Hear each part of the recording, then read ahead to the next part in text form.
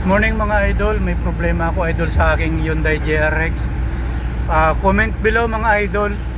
Yan o, wala naman check engine, pero low power. Ang takbo lang niya ay hanggang 60 lang.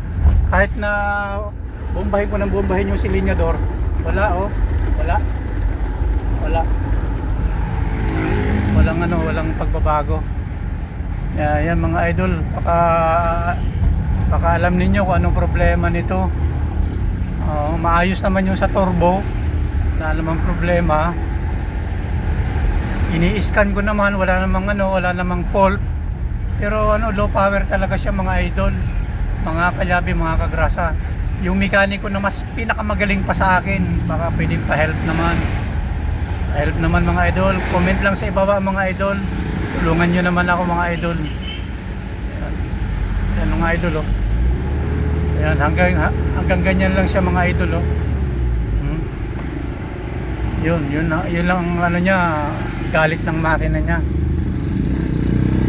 Doon lang siya. Kaya tinitingnan ko lang lahat kung wala. Hindi ko talaga hindi ko na hindi na maabot ng aking kaalaman. Hirap talaga pag electronic.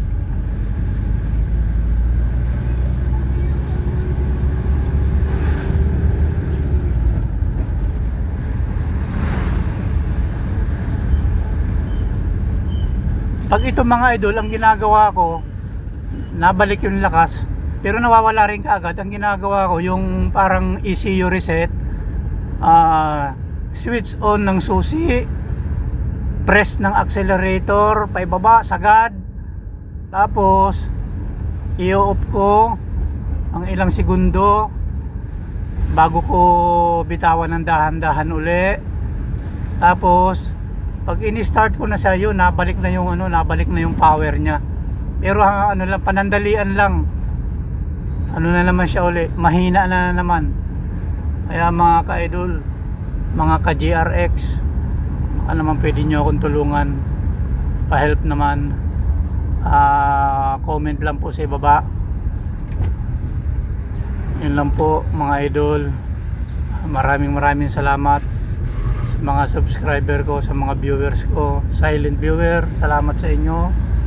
Salamat sa pagsilip nyo sa aking maliit na, napakaliit, sobrang liit na channel. Yun lang po mga idol. Maraming salamat. God bless sa inyong lahat. Saan man sulok tayo ng mundo naroon, lagi po tayo mag-iingat. Yun lang po mga idol.